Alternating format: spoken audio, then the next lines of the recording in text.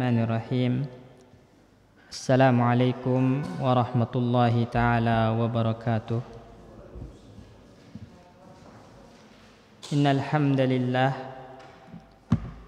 nahmaduhu wa nasta'inuhu wa nastaghfiruh wa na'udzu billahi min shururi anfusina wa min sayyiati a'malina. Man yahdihillahu fala mudilla lahu wa man yudlil fala hadiya lahu.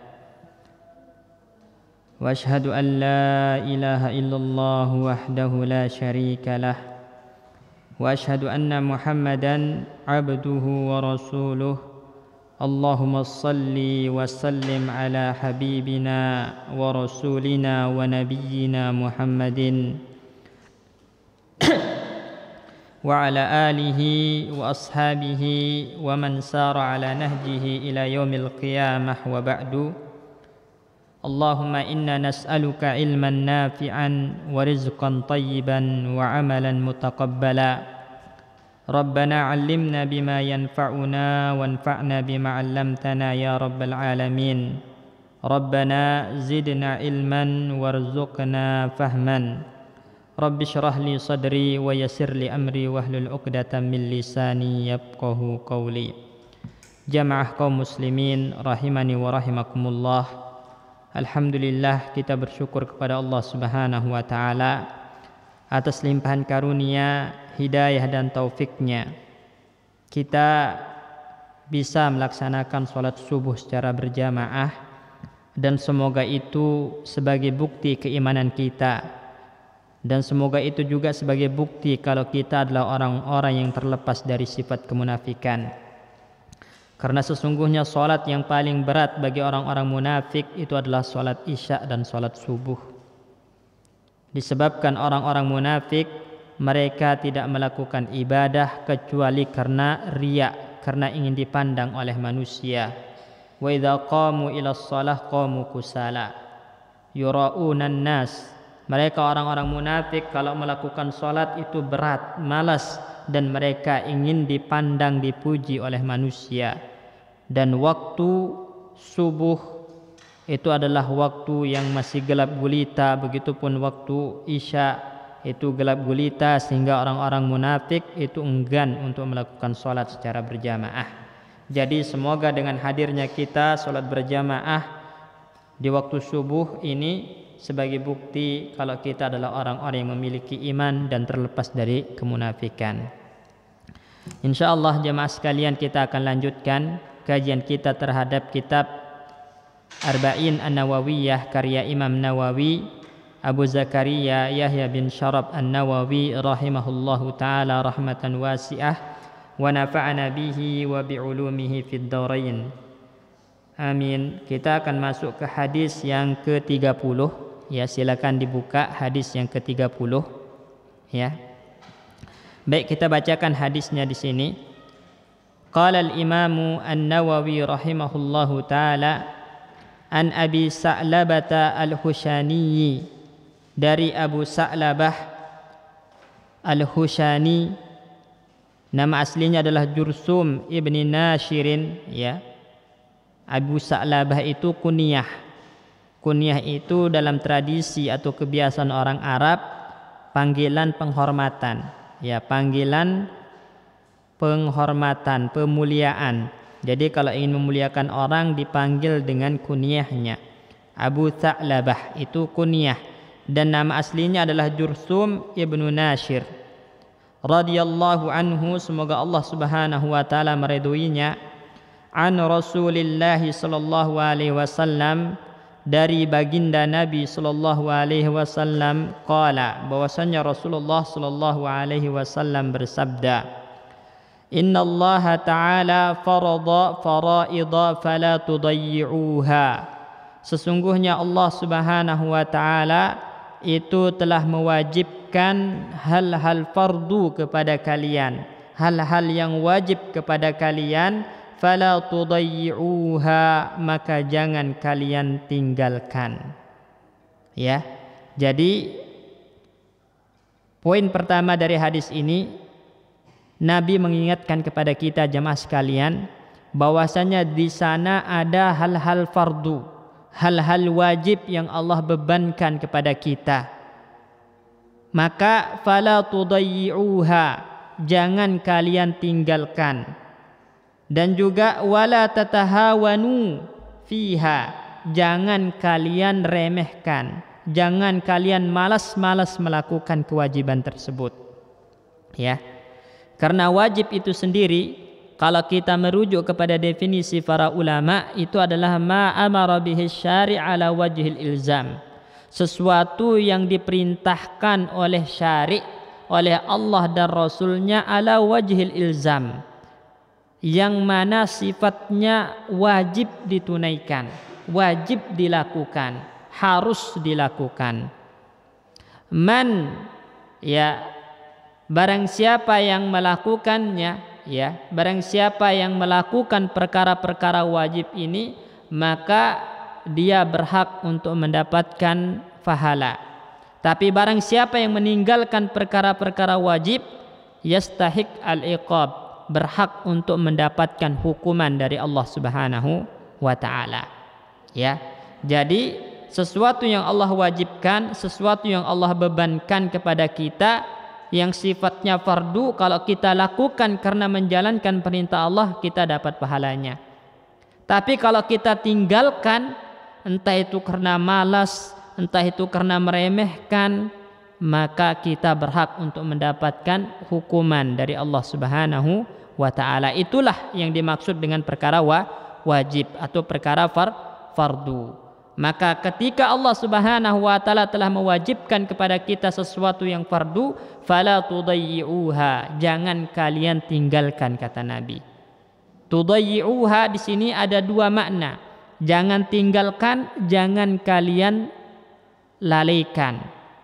Ya, lalaikan itu apa? Artinya kita lakukan tapi kita akhirkan dari waktunya. Kita akhirkan dari waktunya, itu termasuk meninggalkan, termasuk idha'ah, melalaikan, menyia-nyiakan, meninggalkan sesuatu yang wajib. Makanya di dalam Al-Quran Allah sebutkan, fa khalafa min ba'dihim khalfun adha'us shalah. Setelah generasi para nabi itu nanti ada generasi-generasi adha'us shalah, mereka itu melalaikan salat. Melalaikan itu apa? Mereka lakukan tapi mengakhirkan dari waktunya. Nah, itu termasuk dalam kata tudayyi'uha, ya. Jadi melakukan sesuatu di luar waktunya itu termasuk idha'ah, menyia-nyiakan, meninggalkan perkara yang Allah telah wajibkan, ya. Dan Ibnu Taimiyah rahimahullahu taala mengatakan, ta'khirus shalah an waqtiha bighairi uzrin kabirun min kabairidz dzunub.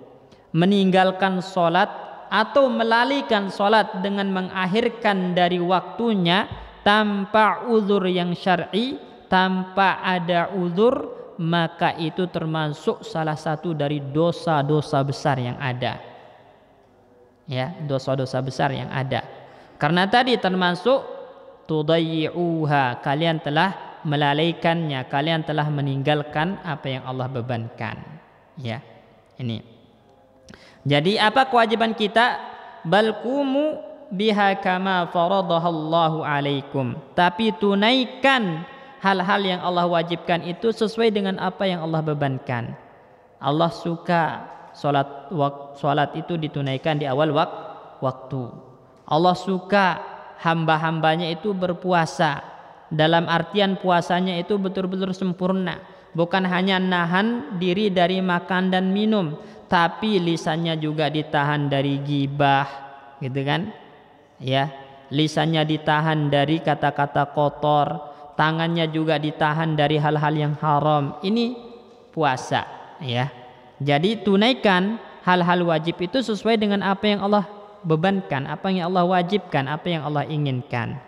Ini yang pertama. Jadi sesungguhnya Allah Subhanahu wa taala mewajibkan kepada kalian hal-hal fardu, maka jangan kalian tinggalkan, jangan kalian lalaikan. Kemudian wahadda hududan fala ta'taduha. Ini yang kedua. Ya, wahadda hududan fala ta'taduha.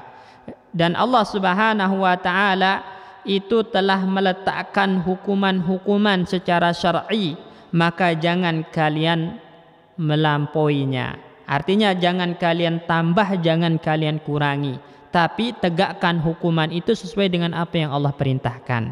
Contoh, ya, orang yang udah menikah berzina, Allah tetapkan hukumannya apa?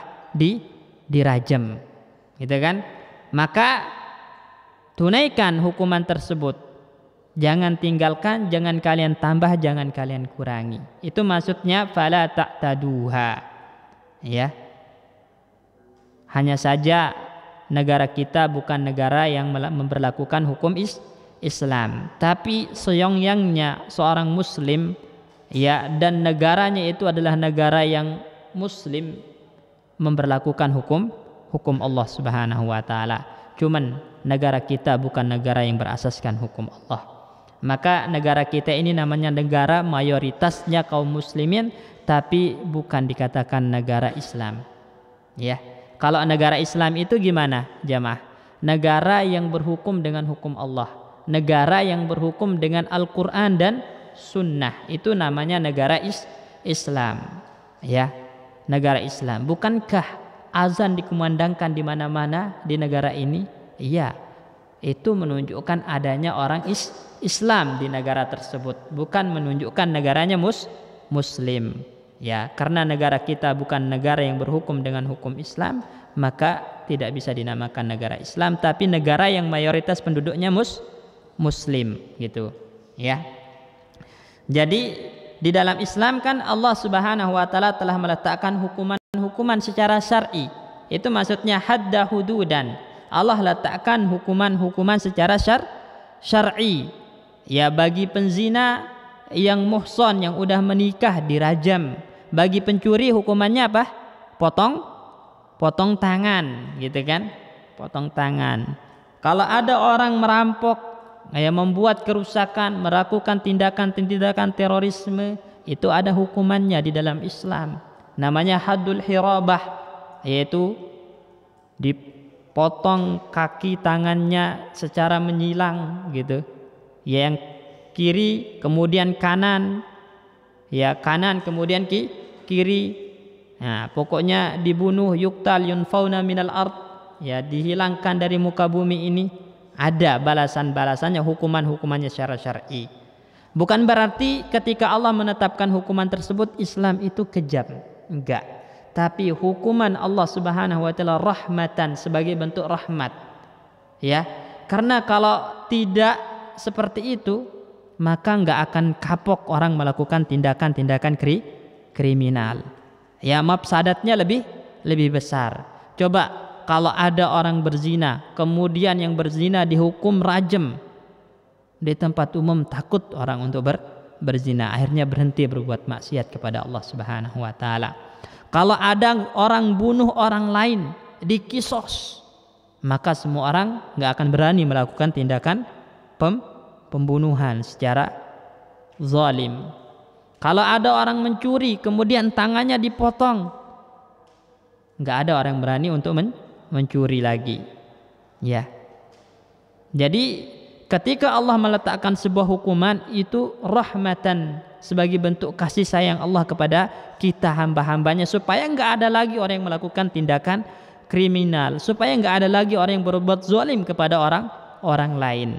Jadi ketika Allah Subhanahu wa taala meletakkan, ya, sebuah hukuman, maka fala ta'taduha, jangan kalian lampaui, jangan kalian tambah, jangan kalian kurang, tapi jalankan sesuai dengan apa yang Allah perintahkan. Itu maksudnya di sini, ya.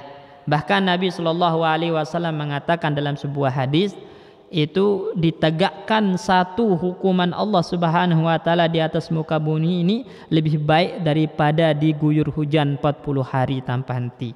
Artinya apa? Di sini ingin digambarkan oleh Nabi, hujan itu rahmat, jamaah sekalian. Hujan itu rahmat. Ya, makanya kalau hujan itu kan diantara sunnah yang dianjurkan oleh Nabi itu kita membuka lepas kepala supaya terkena air hujan, karena fa innahu hadisu ahdin min rabbikum, karena sesungguhnya dia baru turun dari sisi Rabbmu, bawa rahmat. Ya, bahkan dalam hadis innahu rahmatun, sesungguhnya hujan itu rahmat dari Allah Subhanahu wa taala. Ya, kalau gara-gara hujan misalnya banjir, ya itu bukan salah hujannya, tapi salah manusia. Ya, manusia. Bumi itu bisa menyerap air, tapi karena ulah tangan manusia maka akhirnya terjadi banjir. Ya. Adapun hujannya sendiri maka rahmat dari Allah Subhanahu wa taala. Dengan hujan tumbuh-tumbuhan tumbuh, hewan ternak berlarian tanpa harus khawatir apa yang akan mereka makan, karena dengan hujan tumbuh-tumbuhan. Mereka minum tanpa harus khawatir kehausan, membawa rahmat dari Allah Subhanahu wa taala. Bila hujan 40 hari 40 malam membawa rahmat, satu kali menegakkan hukum Allah di atas muka bumi itu lebih utama, lebih baik kata Nabi, karena menegakkan hukum Allah itu rahmat. Jelas ini ya. Jadi ini maksud dari wahadda hududan fala ta'taduha. Allah meletakkan hukuman-hukuman yang telah ditetapkan secara syar'i, maka jangan kalian kurangi, jangan kalian tambah. Ya. Kenapa? Karena tadi supaya orang itu berhenti melakukan maksiat, berhenti melakukan kezaliman, berhenti melakukan tindakan kriminal yang merugikan orang lain. Ya. Nah, sekarang kalau di negara kita pencuri, ya bahkan sampai membunuh orang, paling banter dihukum 5 tahun. Ya, kalau enggak 10 tahun, habis itu enggak kapok-kapok, di penjara juga bergaulnya sama orang-orang yang kriminal juga, malah dapat ilmu baru gitu kan, keluar masih jadi orang yang melakukan kriminal. Jadi enggak kapok. Kalau hukum Islam ditegakkan dengan baik, insya Allah semua orang tidak akan berani melakukan tindakan-tindakan tersebut. Ya, walaupun akan ada orang-orang yang melakukan kriminal, tapi tidak akan menjamur, tidak akan sebanyak di tempat-tempat yang tidak ditegakkan hukum Allah Subhanahu wa taala. Kemudian yang ketiga, wa harrama asya'a fala tantahikuha. Allah Subhanahu wa taala mengharamkan beberapa hal kepada kalian, fala tantahikuha, maka jangan kalian terjatuh dalam hal yang haram, jangan kalian dekati hal yang haram tersebut. Jadi ketika Allah Subhanahu wa taala mengharamkan sesuatu kepada Anda, fala tantahikuha kata Nabi. Apa artinya tantahikuha? Fala taqau fiha, jangan kalian jatuh melakukan yang haram tersebut, wala taqrabuha, dan jangan pula kalian mendekatinya. Jadi jangan dekat-dekat. Kalau enggak dekat-dekat, insya Allah enggak akan melakukan, gitu kan? Jadi ada dua di sini. Jangan dekat-dekat. Kalau udah dekat pun jangan melakukan. Itu maksud dari tantahikuha. Jadi melakukan dan mendekatinya itu yang enggak boleh. Makanya di dalam ayat Al-Quran yang diperintah, yang dilarang itu berzina atau mendekati zina. Mendekatinya, ya, wala taqrabu az-zina, kata Allah, jangan dekati zina. Nah, mendekatinya aja nggak boleh, apalagi melakukannya. Berarti ada dua, fala tantahikuha di sini, jangan dekati dan janganlah lakukan. Kalau itu adalah sesuatu yang telah diharamkan oleh Allah Subhanahu wa taala. Ini yang ketiga. Kemudian yang keempat, wasakata an asya'a, dan Allah Subhanahu wa taala diam itu tidak menghukumi haram, tidak menghukumi wajib. Itu karena di dalam hadis ini kan disebutkan Allah wajibkan, Allah haramkan, kemudian Allah sebutkan nanti kalau melakukan yang haram itu ada hukumannya. Nah, kalau Allah diam, tidak bilang wajib, tidak bilang haram, itu namanya sakata, diam. Maka itu bukan berarti Allah lupa, gitu kan. Diamnya Allah Subhanahu wa taala tidak memberikan sebuah hukum dengan wajib dan haram itu rahmatan lakum, sebagai bentuk kasih sayang Allah kepada kita. Karena bila Allah Subhanahu wa taala mewajibkannya, ternyata itu berat bagi kita dan kita tidak melakukannya, kita melalaikannya, bukankah itu akan menjadi dosa? Bukankah itu akan menjadi dosa kalau kita tinggalkan? Ya. Kalau Allah Subhanahu wa taala mengharamkannya, padahal kita butuh kepada hal tersebut, akhirnya berat, maka kita langgar. Oleh karena itu, diamnya Allah tentang hukum sesuatu, tidak mengatakan haram, tidak mengatakan wajib, itu sebagai bentuk rahmatnya, kasih sayangnya, belas kasihnya kepada kita. Ghairu nisyanin, bukan karena lupa. Karena Allah itu wa ma kana rabbuka nasiya. Di dalam Al-Qur'an ditegaskan wa ma kana rabbuka nasiya. Rabbmu itu tidak akan pernah lupa. Allah tidak akan pernah lupa. Allah Maha mengilmui segala sesuatu. Manfaat maslahatnya Allah ilmui. Tapi diamnya Allah terhadap sebuah hukum, tidak wajib, tidak haram, itu sebagai bentuk rahmat, sebagai bentuk belas kasihnya kepada hamba-hambanya. Maka fala tabhasu anha, kata Nabi, jangan kalian cari tahu hukumnya. Ya, hukumnya. Ya, makanya kaidahnya kayak gini, jamaah sekalian. Al aslu fil muamalat wal asya itu al ibahah. Asal dari segala sesuatu itu mubah, boleh. Ya, muamalah itu hukumnya asalnya boleh. Kita gambarkan kayak gini. Ya. Antum ini beli ayam di pasar, itu yakin nggak disembelih dengan cara yang halal? Yakin nggak? Hah? Yakin nggak? Ayam apa, ayam tiren itu, yakin nggak antum disembelih dengan halal itu? Jadi gini, karena kita hidup di negara yang mayoritas penduduknya muslim, maka al aslu fil asya itu al ibahah. Asal dari segala sesuatu, baik itu makanan, gitu kan? Makanan, muamalah itu adalah halal, mubah, jangan ragu. Jadi nggak usah nyari tahu, wah ini disembelih nggak, ini itu memberatkan diri, takallub. Mana fala tabahasu anha, jangan cari hukumnya apakah ini haram atau enggak, gitu kan. Udah, kalau antum tinggal di negara mayoritas kaum muslimin, pasti itu ayam disembelih dengan cara yang halal, ya. Karena kalau antum cari tahu ternyata antum tahu itu prosesnya benar-benar enggak halal, memberatkan antum, ya. Itu salah satu gambarannya. Jadi fala tabahasu anha, jangan cari tahu. Kita pakai kaidah yang asalnya, yaitu asal dari segala sesuatu itu adalah halal. Ya, cuman kita dibalik persepsinya sekarang. Yang nggak ada label MUI-nya meragukan, gitu kan? Yang nggak ada label halal dari MUI meragukan. Ya, padahal asal dari segala sesuatu itu adalah halal. Itu asalnya. Nah, kecuali kalau memang ada unsur-unsur yang membuat haram, ya. Jadi tidak perlu ragu, walaupun nggak ada label halalnya dari MUI. Kalau memang itu nggak ada unsur-unsur haramnya, jelas-jelas nggak ada, bukan homer, bukan daging babi, bukan apa, gitu kan? Ya, insya Allah asalnya adalah halal. Itu maksudnya fala tabahatu anha di sini. Baik. Jadi di dalam hadis ini jamaah sekalian ada berapa poin? Ada 4 ya. Pertama, Allah wajibkan, maka jangan kalian tinggalkan dan larikan. Allah letakkan hukuman untuk sebuah perbuatan, maka jangan ditambah, jangan dikurangi. Tunaikan sesuai dengan apa yang Allah inginkan.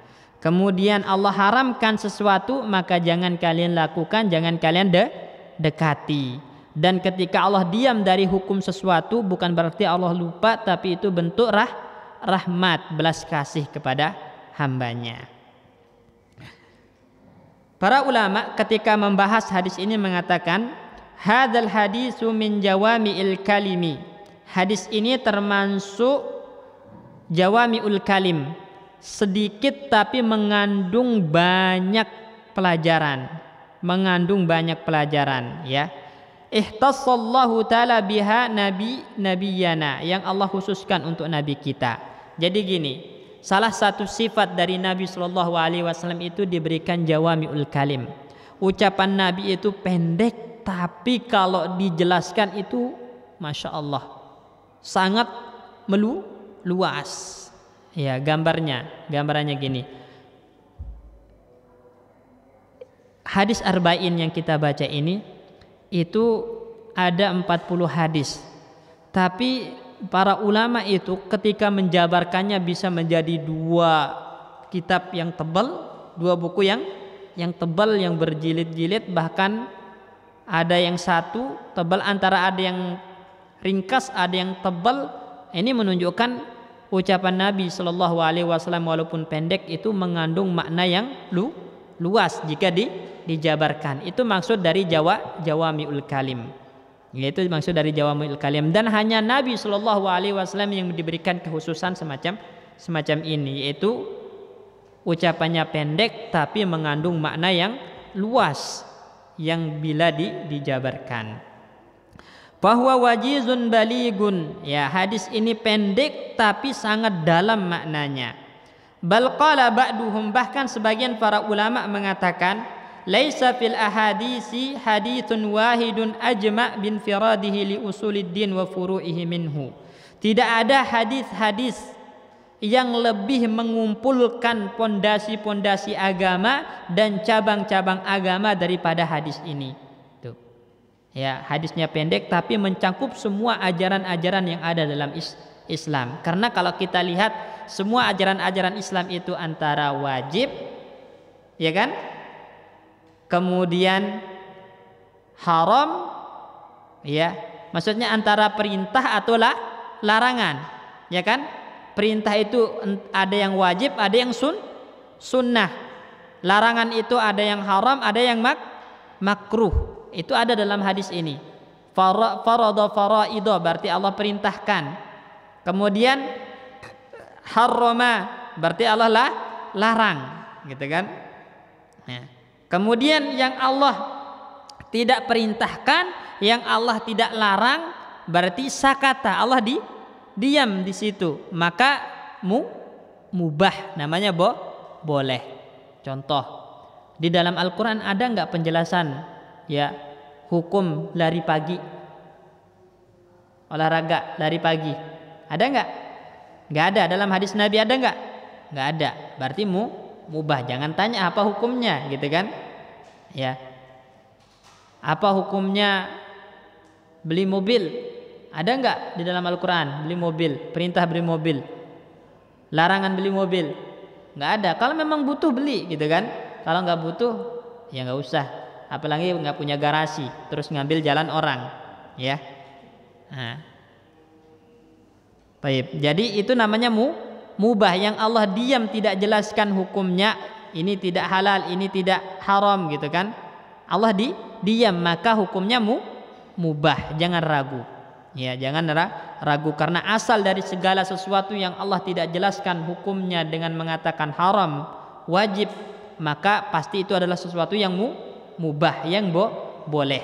Ini. Jadi makanya hadis ini pendek tapi mencakup semua hal-hal yang terkait dengan Islam. Karena Islam itu berkisar antara perintah dan larangan, antara sesuatu yang wajib, sunnah, haram, makruh, dan mubah. Itu ada dalam hadis ini. Makanya Syekh mengatakan di sini, zalika li anna an-nabiy sallallahu alaihi wasallam qassama ahkamallah ila arba'ati aqsam. Karena Nabi sallallahu alaihi wasallam dalam hadis ini membagi hukum Allah menjadi 4. Pertama faraid, yang kedua hal-hal yang sifatnya fardu, wajib. Kemudian yang kedua wa maharim, hal-hal yang haram. Kemudian wahudud itu hal-hal yang kalau kita lampaui, kita melampaui batas di situ, maka berhak untuk mendapatkan hukuman. Ya, melakukan zina itu melampaui batas enggak? Melampaui batas, melanggar larangan, maka ada hukumannya, gitu kan? Meninggalkan sholat melampaui batas enggak? Melampaui batas enggak meninggalkan sholat? Meninggalkan sholat melampaui batas, meninggalkan perintah, melampaui batas ada hukumannya. Makanya hukuman orang yang meninggalkan sholat itu kalau kita kembali ke hukum Islam, berbicara tentang hukum Islam, orang yang meninggalkan sholat baik dia karena malas ya ataupun karena mengingkari wajibnya itu dibunuh. Orang yang meninggalkan sholat itu dipenggal lehernya kalau kita tegakkan hukum Islam. Kalau dia mengingkari wajibnya sholat maka dipenggalnya karena murtad. Karena murtad itu dengan kesepakatan para ulama. Tapi kalau dia meninggalkan sholatnya karena malas, dia masih yakini sholat itu wajib tapi ditinggalkan karena malas, hilaf, berselisih para ulama. Jadi dua pendapat. Pertama, orang ini tetap dihukumi muslim tapi diperintah untuk sholat. Kalau nggak mau dipenggal lehernya sebagai hukum had. Hudud, hukuman Allah tadi dipenggal lehernya. Sebagian para ulama mengatakan kalau dia meninggalkan sholat walaupun karena malas, murtad, keluar dari Islam, dipenggal lehernya. Dipenggal lehernya. Karena dalam hadis man baddala dinahu faqtuluh, barang siapa yang murtad penggal lehernya, bunuh, kata Nabi Shallallahu Alaihi Wasallam. Itu kalau ditegakkan hukum Islam, ya. Islam. Karena kalau orang udah Islam kemudian murtad berarti dia darahnya udah boleh ditumpahkan, tapi oleh pemimpin kaum muslimin, oleh waliul amr, oleh penguasa, bukan sembarang orang, bukan setiap orang ya. Catatannya ingat, yang boleh menegakkan hukum Allah itu siapa? Pemimpin, waliul amr, sultan, ya, itu yang boleh, ya. Jadi ini, makanya ada hudud di situ, ada hukuman. Kemudian maskutun anhu, yang keempat, sesuatu yang Allah diam darinya, maksudnya sesuatu yang mubah. Allah tidak jelaskan dia haram, tidak jelaskan dia wajib, maka itu maskut anhu. Dan setiap yang Allah diam itu maka pasti sesuatu yang mubah, yang halal, yang boleh untuk dilakukan tanpa ada konsekuensi. Tanpa ada konsekuensi. Dalam artian kalau antum lakukan juga enggak berpahala, kalau antum tinggalkan juga enggak dapat dosa, itu namanya mubah. Nah, yang wajib antum tinggalkan dapat dosa, yang kalau antum lakukan dapat pahala, ada konsekuensinya. Yang haram kalau ditinggalkan dapat pahala, kalau dilakukan dapat dosa, itu ada konsekuensinya. Berarti kalau yang mubah mau dilakukan nggak berpahala, ditinggalkan juga nggak dapat dosa, ya, seperti itu. Itu namanya maskut anhu, sesuatu yang Allah diam darinya, ya.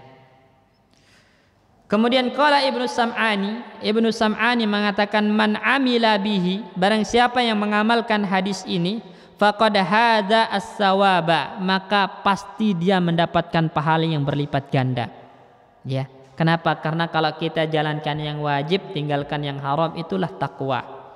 Itulah takwa. Makanya di dalam Al-Quran disebutkan fattaqullaha mastata'tum, bertakwalah kalian kepada Allah semampunya. Maksudnya apa? Jalankan perintah-perintah Allah semampunya, ya. Kemudian dalam hadis juga disebutkan ma amartukum bihi fa'tu minhu mastata'tum, apa yang aku perintahkan lakukan semampu kalian, wa ma nahaitukum anhu fantahu, apa yang aku larang tinggalkan secara mutlak. Karena pasti semua orang bisa meninggalkan yang haram. Kalau melakukan perintah enggak semua orang bisa, ya enggak? Contoh, ini yang banyak kita lalaikan ini jamaah sekalian. Contohnya misalnya, salah satu rukun sholat itu adalah berdiri, ya kan? Berdiri.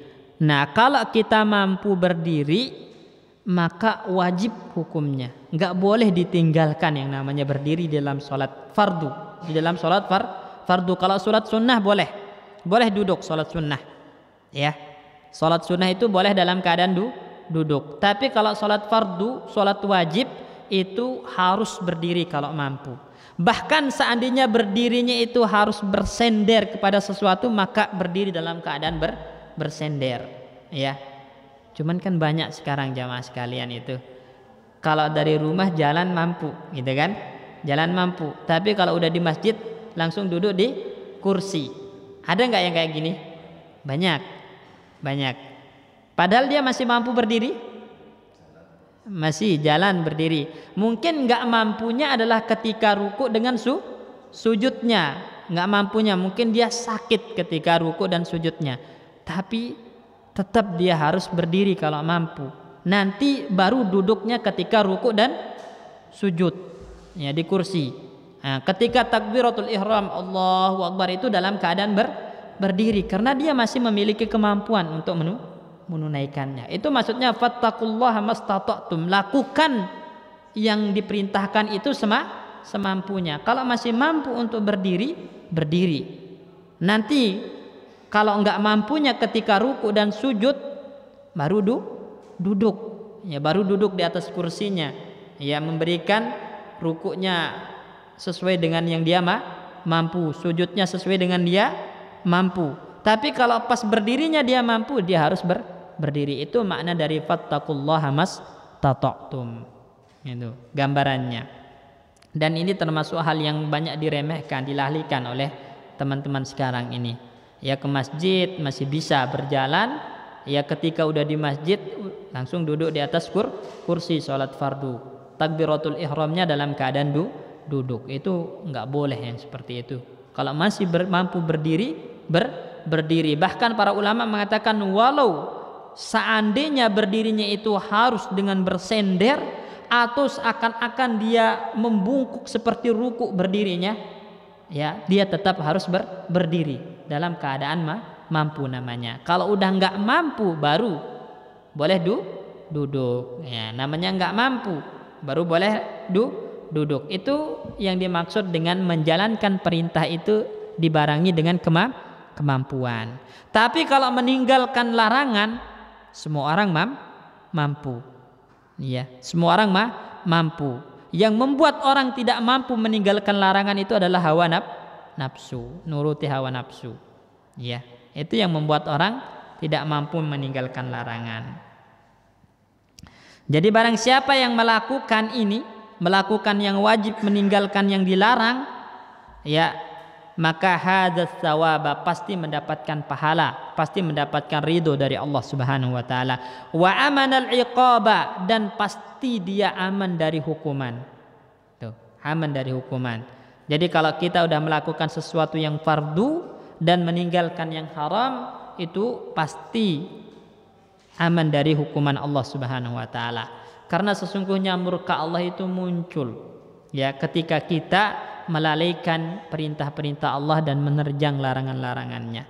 Itu membuat Allah marah, murka. Sehingga ketika Allah murka, maka kita tidak akan aman dari hukuman Allah Subhanahu wa taala, baik di dunia maupun di akhirat. Dan hukuman Allah yang paling berat di dunia itu apa? Allah cabut nikmat taat dari hati kita. Itu hukuman terberat Allah di kehidupan dunia ini. Ya, coba jamaah sekalian, ketika Allah Subhanahu wa taala cabut nikmat taat dari hati kita, itu maka berat kita untuk melakukan ketaatan, berat untuk melangkah ke masjid, berat untuk ibadah.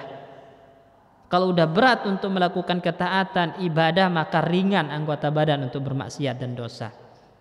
Ya, semakin kita melakukan dosa, semakin dicabut ketaatan, semakin hitam hati kita. Kalau hati udah hitam, maka kata Nabi, kalkuzi mujahiyah, udah seperti gelas yang dibalik, nggak bisa menerima nasihat, nggak bisa menampung air. Hati pun nggak bisa menerima nasihat, keras, udah kayak batu. Dan itu adalah awal dari sebuah kekufuran, awal dari sebuah kekufuran. Waliyadzubillah. Makanya digambarkan di dalam Al-Quran, sawaun alaihim a'anzartahum am lam tunzirhum la yu'minun. Sama saja orang kafir itu kalian berikan nasihat, peringatan, ataupun kalian tidak peringatkan, mereka tetap tidak akan beriman karena hatinya udah keras disebabkan kemaksiatan dan kedurhakaan serta kekufurannya kepada Allah Subhanahu wa taala.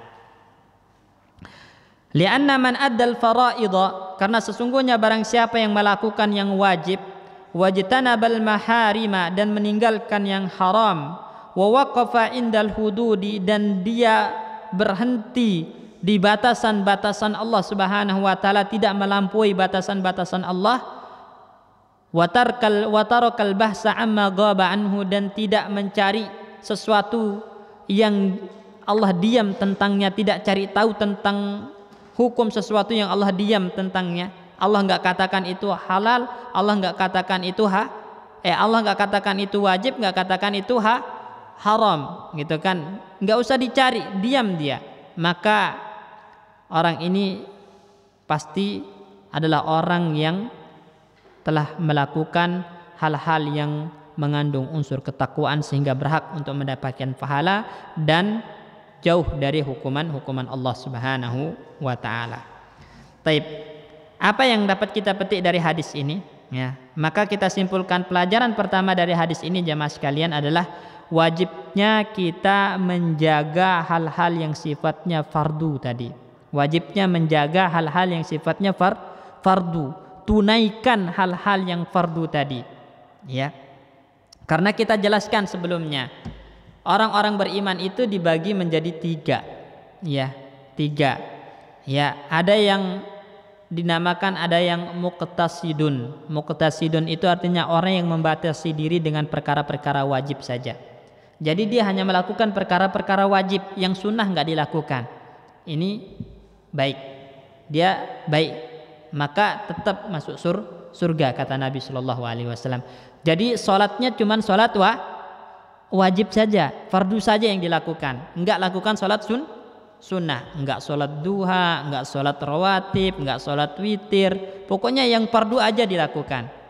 Kemudian puasanya cuma Ramadan aja, Senin Kamis enggak, Ayyamul Bid enggak, ya, Arafah enggak, Asyura enggak misalnya.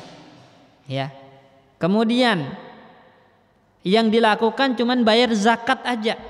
Sedekah mah enggak, gitu kan? Sunnah sedekah, zakat aja. Ya. Kemudian ya yang dilakukan itu apa?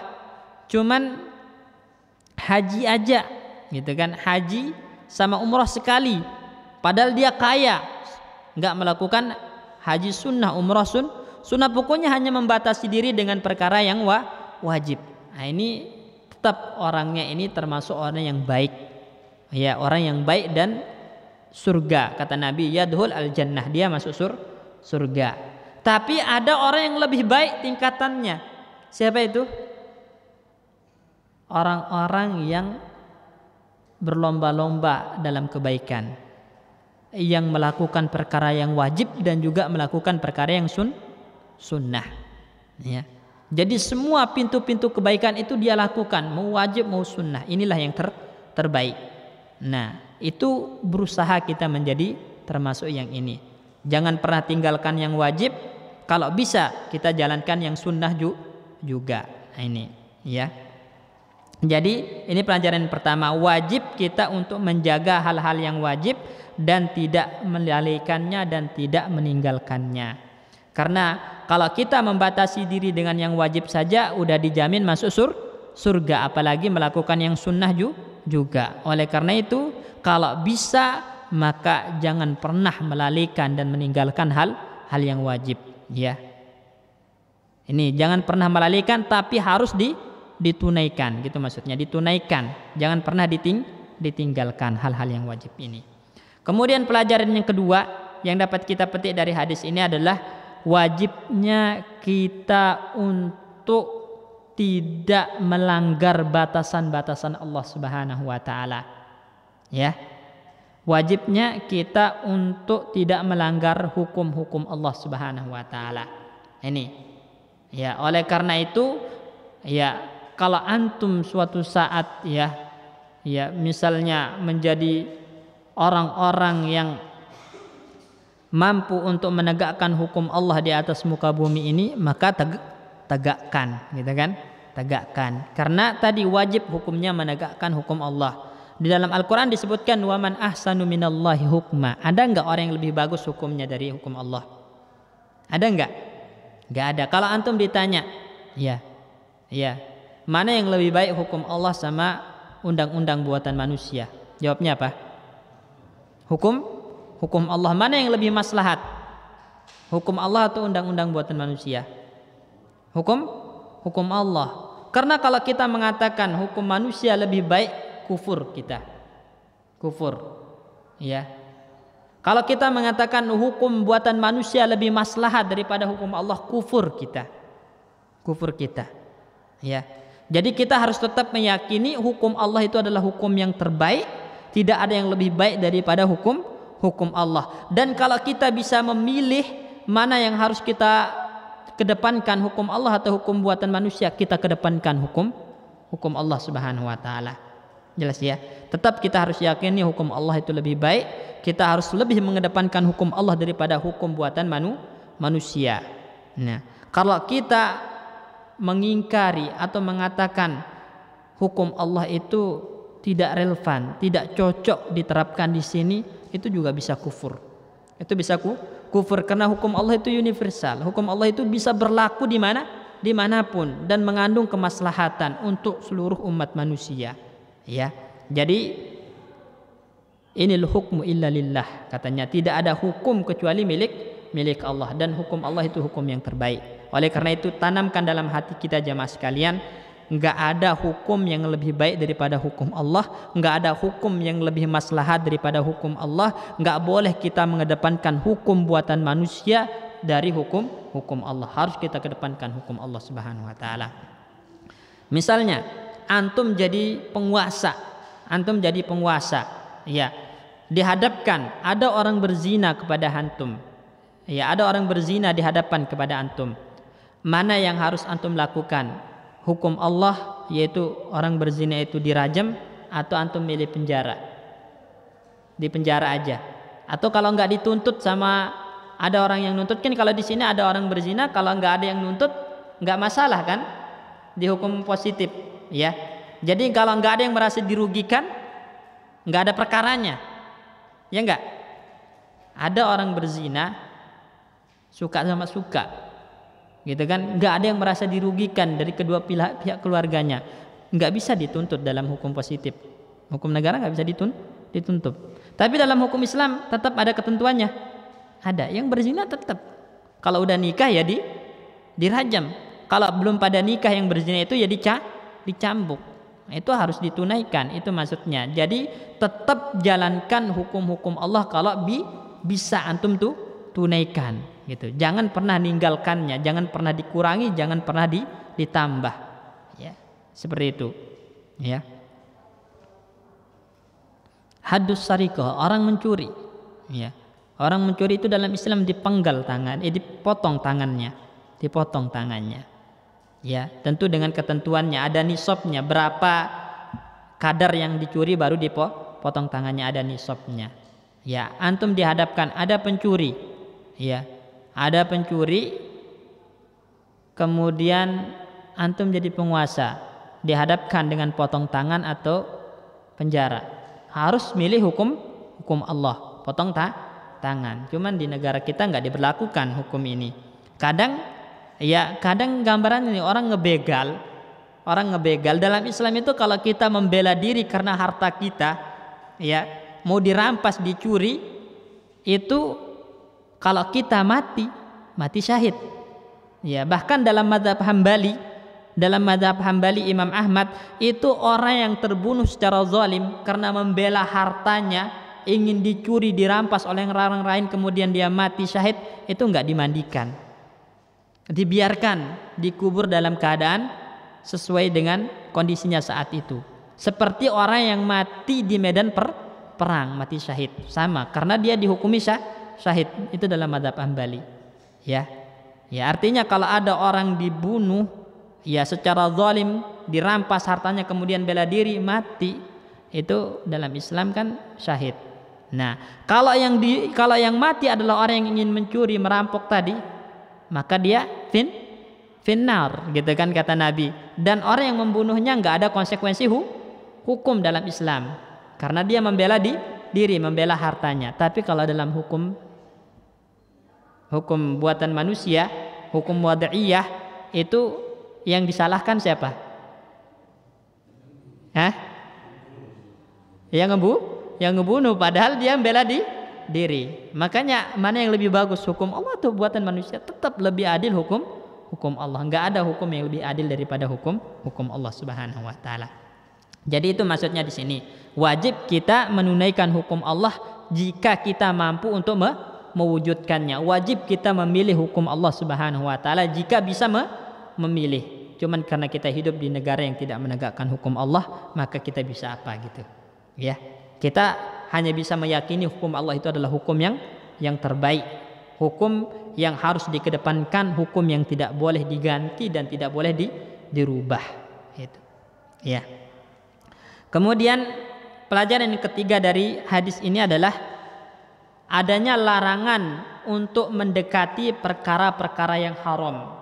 Ya, larangan mendekati, begitupun melakukannya. Artinya mendekatinya aja nggak boleh, apalagi melakukan. Ya, melakukan.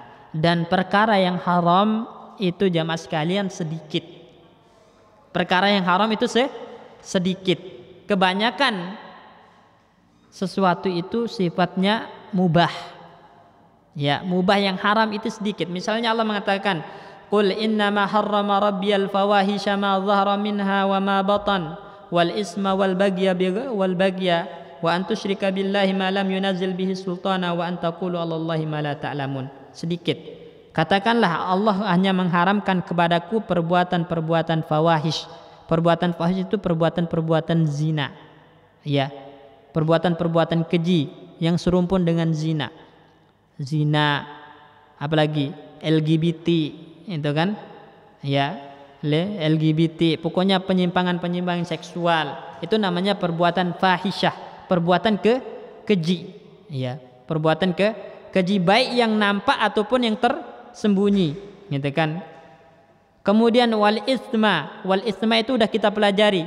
Al ismu ma haka fi sadrik wa karihta an yattali alaihin nas. Dosa itu adalah sesuatu yang mengganjal di hatimu dan Anda tidak ingin dilihat oleh orang lain ketika melakukannya. Itu dosa. Itu patokannya ismun. Dalam hadis yang sebelumnya udah kita kaji, apa itu ismun? Sesuatu yang mengganjal di hati dan kita tidak ingin orang lain melihatnya ketika melakukan. Ya, melakukan. Itu namanya ismun. Itu dosa, itu haram hukumnya ismun. Wal bagya itu juga zalim. Ya, zalim dosa yang berkaitan dengan hak orang lain, itu haram hukumnya. Syirik kepada Allah Subhanahu wa taala haram. Berbicara tentang hukum Allah, tentang syariat Allah tanpa ilmu haram.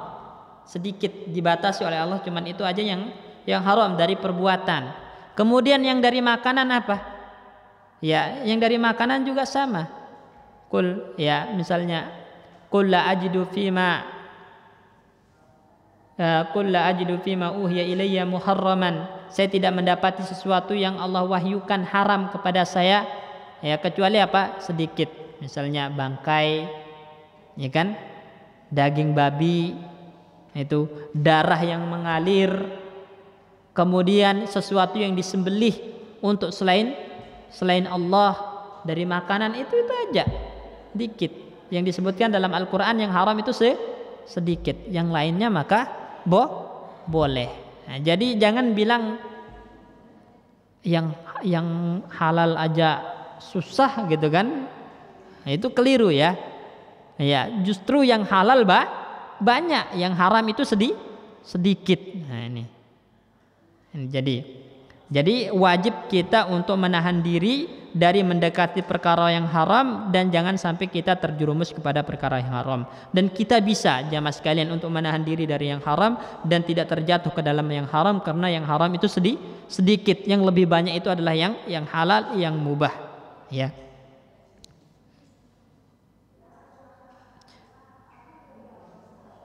Kemudian ya, dan kalau kita lihat kata Syekh, wa man yudakkik an-nazar fi hadhil muharramat.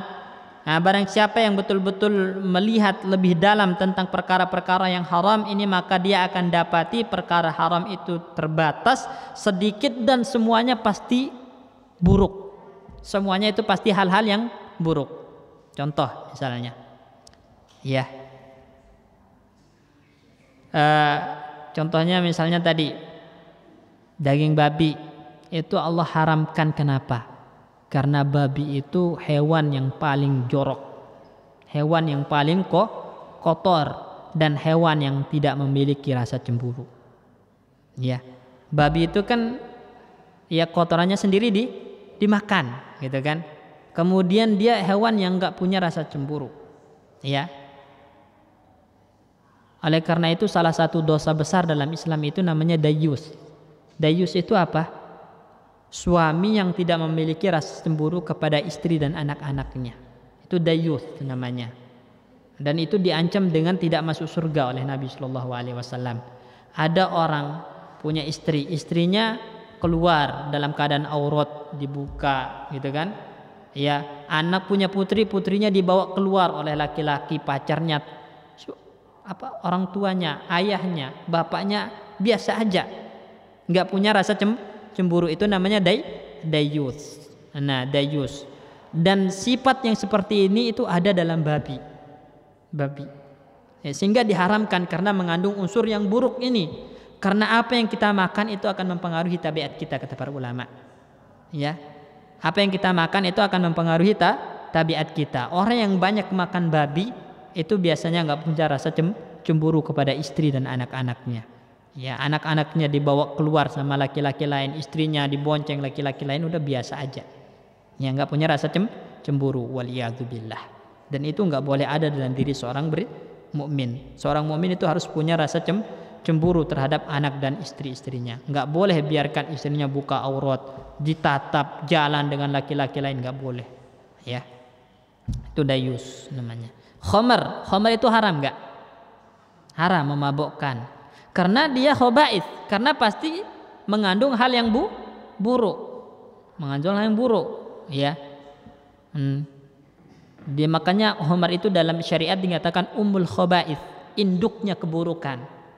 Induknya keburukan. Orang udah kalau minum khamar, dosa-dosa yang lain dilakukan.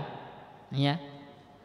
Kadang membunuh orang tanpa sadar, kadang berzina, gitu kan, kadang merampok kalau udah minum khamar. Makanya apa yang Allah haramkan itu pasti semuanya hal-hal yang buruk. Dan hal yang buruk baik bagi fisik ataupun bagi tabiat kita itu sesuatu yang dilarang. Karena syariat itu datang untuk mewujudkan maslahat. Syariat itu datang untuk mewujudkan kebaikan bagi kita, ya, bukan untuk memudaratkan dan bukan untuk mendatangkan hal-hal yang buruk tadi. Wa kullu ma adaha fa wabakin alal hil. Selain yang haram itu maka halal. Ya, halal. Oleh karena itu dilarang di dalam Al-Qur'an kita mengharamkan yang halal. Itu enggak boleh. Ya ayyuhalladzina amanu la tuharrimu thayyibati ma ahallallahu lakum. Wahai orang-orang beriman, jangan kalian haramkan hal yang baik-baik yang halal bagi kalian. Ya.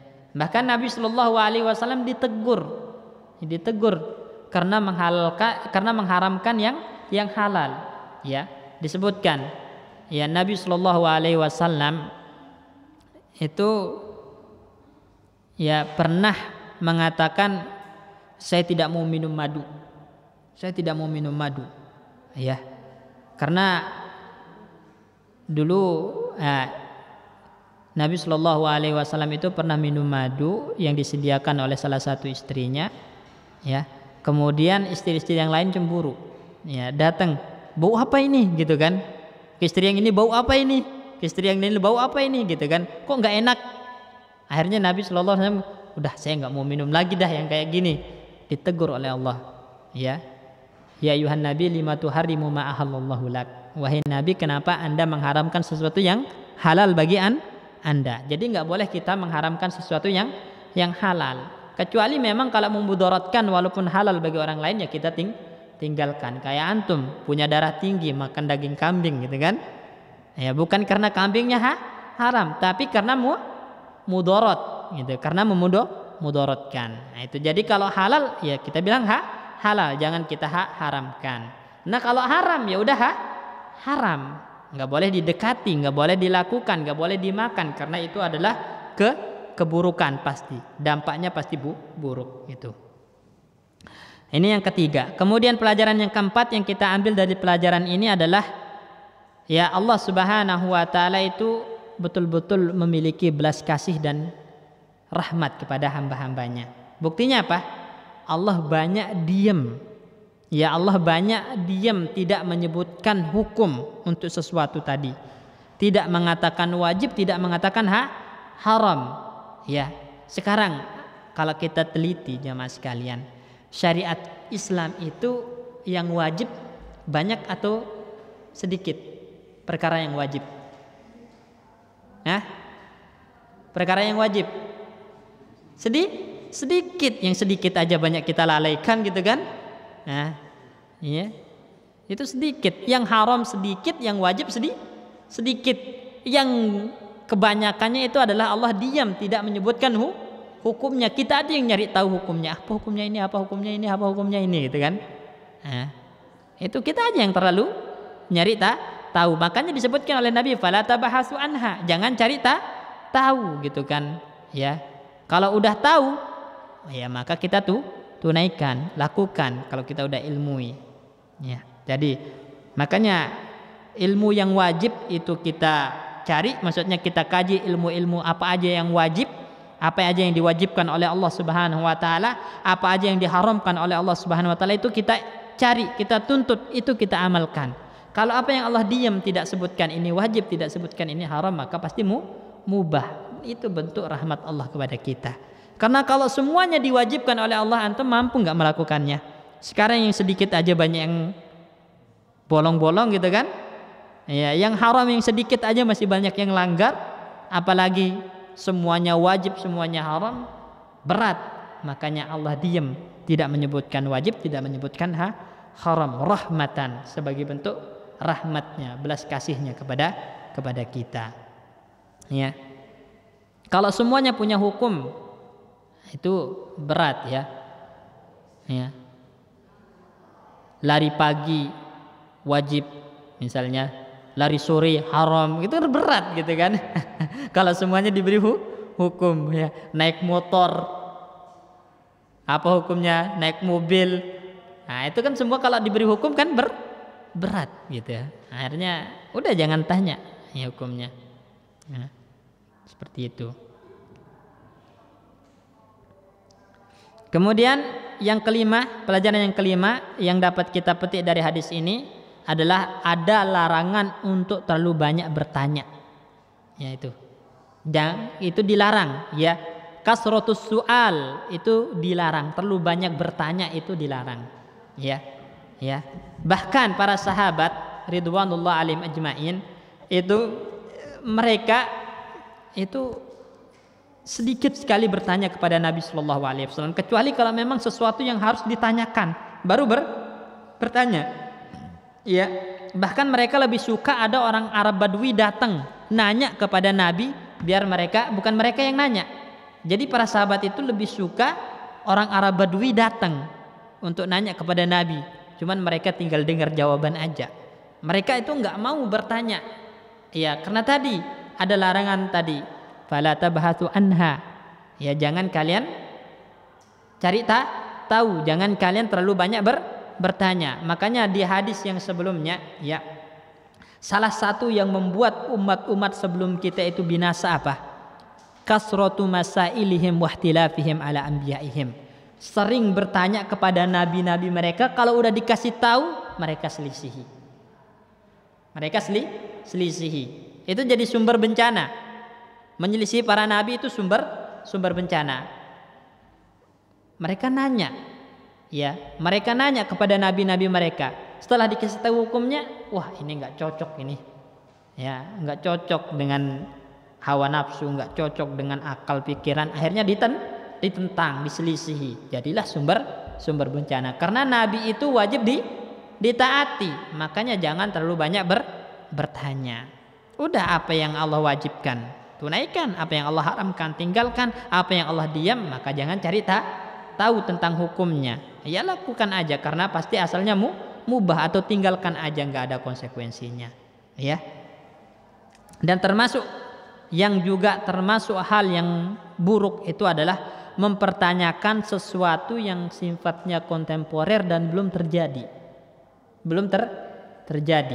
ya belum terjadi. Misalnya apa hukumnya sholat di bulan?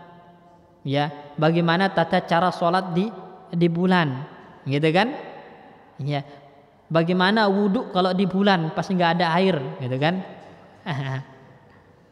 Itu kan belum terjadi, ya belum terjadi. Itu nggak boleh bertanya seperti itu. Tanyakan sesuatu yang udah terjadi dan memang butuh ingin tahu hukumnya. Kalau cuman pengen tahu nanti kalau begini bagaimana hukumnya, begini bagaimana hukumnya, udah terjadi aja dulu. Kalau udah terjadi baru tanya hukumnya. Kalau belum terjadi maka jangan tanyakan. Jangan tanyakan. Itu dibenci oleh para ulama. Termasuk itu kasratus su'al. Ya, karena tidak mendatangkan manfaat. Antum tahu, antum amalkan enggak? Ketika antum dikasih jawaban misalnya, ya. Terus antum amalkan enggak? Enggak, orang belum terjadi. Makanya enggak perlu kita menanyakan sesuatu yang belum terjadi hukumnya, ya, atau tata caranya. Cukup ya kita bertanya apa yang kita butuhkan, yang kita hadapi dalam kehidupan kita, yang kita sedang jalani dan kita memang butuh kepada mengetahui hukumnya. Itu yang kita tanyakan. Kalau memang nggak butuh, nggak perlu, dan memang nggak ada manfaatnya untuk kita tanyakan hukumnya karena kita nggak melakukannya, nggak mengamalkannya, bukan sebagai orang yang bersinggungan langsung, maka nggak boleh atau jangan ditanyakan, karena itu bisa jadi akan memberatkan. Suatu saat terjadi sama antum, ya, kemudian antum tinggalkan, itu menjadi dosa karena anda udah mengilmuinya. Jelas ya? Nah, seperti itu, ya. Karena nanti hukum itu akan berbeda, ya, dengan siapa yang melakukan, gitu kan? Dan bagaimana kondisi yang melakukan. Contoh, seorang mufti, orang yang ditanya mufti itu nanti bisa memberikan hukum yang berbeda kepada penanya. Ana gambarkan, ada dua orang datang bertanya misalnya ke mufti. Yang satu masih muda, ya, kemudian tidak memiliki wajah penyesalan dan berkata, apa hukumnya menikahi wanita yang telah kita zinai dan hamil? Mufti mengatakan nggak boleh, nggak sah hukumnya menikahinya, gitu kan? Ya, karena dia melihat ini yang bertanya ini masih muda, kemudian nggak ada wajah-wajah penyesalan. Takutnya kalau dibilang boleh dia berzina. Misalnya nanti ini anaknya nggak dikasih nikah sama dia, ya kan?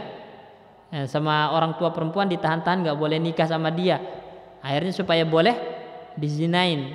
Nah, makanya bertanya apa hukumnya menikahi wanita yang hamil karena dizinai. Kalau dilihat oleh mufti, ini orang yang bertanya ini adalah orang anak muda, kemudian tidak memiliki unsur penyesalan, ya maka dikatakan nggak sah. Karena kalau dibilang boleh nanti takut berzina. Kemudian ada orang lagi datang, apa hukumnya menikah dengan wanita yang telah kita zinai dan dia hamil? Wajahnya itu menunjukkan adanya penyesalan. Katakannya sah, kata muftinya, karena memang ada pendapat ulama yang mengatakan sah. Nah, ini maksudnya, jadi hukum itu bisa berbeda tergantung siapa yang bertanya. Paham ya? Nah, seperti itu. Ya, jadi jangan tanyakan sesuatu yang belum terjadi. Tanyakan hukumnya bila udah terjadi. Ya, dan memang butuh untuk mengetahui hukumnya. Karena bertanya sesuatu yang belum terjadi dan tidak dibutuhkan itu termasuk yang dilarang. Tadi kasratus su'al, terlalu banyak bertanya, mencari tahu tentang hukum yang memang dia tidak butuhkan dan tidak lakukan, itu dilarang, ya. Ya, makanya ya ayyuhalladzina amanu la tas'alu an asya'a in tubdalakum tasukum dalam Al-Qur'an. Wahai orang-orang beriman, jangan kalian bertanya tentang sesuatu yang apabila nampak hukumnya bagi kalian itu memperburuk kondisi kalian. Ya, memperburuk kondisi kalian. Setelah kalian dikasih tahu hukumnya, nggak boleh, kemudian hati tidak menerimanya, nafsu tidak menerimanya, akal tidak menerimanya, berarti menentang hukum yang telah diberitahu, dan itu nggak boleh, sumber bencana. Wallahu a'lam. Ya, ini 5 faidah yang dapat kita ambil dari hadis ini, ya. Dan termasuk bertanya yang dilarang itu adalah bertanya tentang perkara-perkara gaib. Tentang perkara-perkara gaib, ya. Azab kubur itu gimana, ya. Malaikat itu nanti kalau bertanya itu bagaimana caranya gitu kan. Ya, malaikat pokoknya, atau bertanya tentang Allah juga. Ya, bertanya tentang Allah itu pokoknya perkara-perkara gaib itu jangan, apalagi tentang takdir gitu kan. Takdir itu, mempertanyakan takdir itu juga enggak boleh. Ya. Kenapa Allah Subhanahu wa taala melakukan seperti ini? Kenapa Allah begini? Kenapa Allah begini gitu? Banyak enggak yang kayak gitu? Ya, kenapa Allah Subhanahu wa taala masih ujian kayak gini sama saya? Kenapa? Pokoknya mempertanyakan tentang perbuatan Allah itu enggak boleh, jemaah sekalian. Ya, dan itu bisa membuat orang kufur. Ya. La yus'alu amma yaf'alu wa hum yus'alun di dalam Al-Qur'an. Allah itu enggak ditanya tentang apa yang dilakukan, tapi kita yang ditanya apa yang kita lakukan. Para ulama mengatakan faman sa'ala lima fa'ala faqad kafar. Barang siapa yang bertanya atau mempertanyakan tentang ya perbuatan Allah, kenapa Allah melakukan ini, kenapa Allah menakdirkan ini, kenapa ini, cari tahu. Ya, maka faqad kafar. Dia telah kufur. Jadi kewajiban kita apa? Beriman. Ketika Allah mentakdirkan begini, udah imani, itu takdir Allah. Ya, walaupun buruk bagi kita tapi hakikatnya baik. Karena nggak ada yang buruk bagi Allah Subhanahu wa taala. Apa coba contohnya? Sakit itu buruk nggak bagi kita? Buruk, ya kan? Tapi ketika Allah takdirkan itu tujuannya baik. Allah ingin mengangkat derajat kita di sisinya. Allah ingin menggugurkan dosa-dosa kita. Itu baik sebenarnya. Ya. Jadi sesuatu yang nampak buruk bagi kita dari takdir Allah Subhanahu wa taala, maka hakikatnya itu adalah kebaikan, kemaslahatan untuk hamba itu sendiri. Oleh karena itu Nabi mengatakan ajaban li amril mu'min, saya heran dengan urusan orang-orang beriman. Kulluhu lahu khair, semuanya baik, enggak ada yang buruk urusan orang beriman itu. In asabathu syarra syakara fakana khairun lah. Kalau ditimpa hal yang baik, nikmat, dia bersyukur, syukurnya baik. Tapi kalau diberi nikmat enggak bersyukur, jadi buruk enggak? Buruk, ya kan? Makanya dalam Al-Qur'an diancam, ya. Di dalam ancam apa? Wa ta'azzana rabbukum la in syakartum la azidannakum. Ketika Rabb kalian menyerukan jika kalian bersyukur maka aku akan tambahkan nikmatku. Wala in kafartum inna adzabi lasyadid. Kalian kufur, ingat azabku sangat pedih. Jadi kalau ditimpa nikmat bersyukur, nikmat dan rasa syukur itu jadi baik. Tapi kalau diberi nikmat enggak bersyukur, ingkar, jadi buruk. Nah, wa in asabathumud dharra, kalau ditimpa hal yang memudaratkan, hal yang berbahaya, hal yang bersifat musibah menyakitkan, sabar, dia bersabar, maka fakana khairan lah, itu menjadi baik. Musibah itu menjadi baik karena tadi akan menggugurkan dosa, akan mengangkat derajat di sisi Allah. Tapi kalau enggak sabar, diberi musibah enggak sabar, udah buruk menjadi buruk baginya gitu kan. Udah jatuh ketimpan tangga istilahnya. Ya, kenapa? Karena dalam hadis disebutkan innallaha idza habba qauman ibtalahum. Allah itu kalau cinta kepada seseorang Allah uji.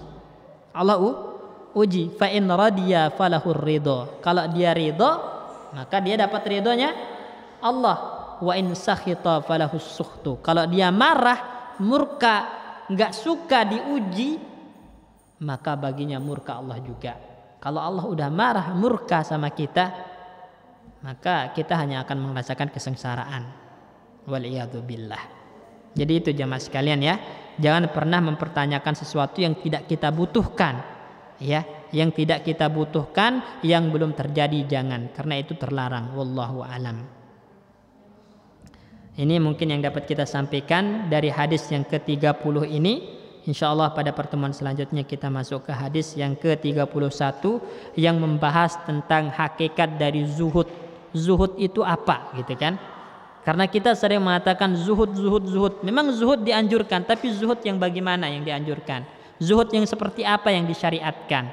Apa manfaat dari zuhud tersebut? Nah, itu yang insya Allah kita bahas di hadis yang ke-21 pada pertemuan selanjutnya. Wallahu alam. Kita tutup dengan doa kafaratul majlis.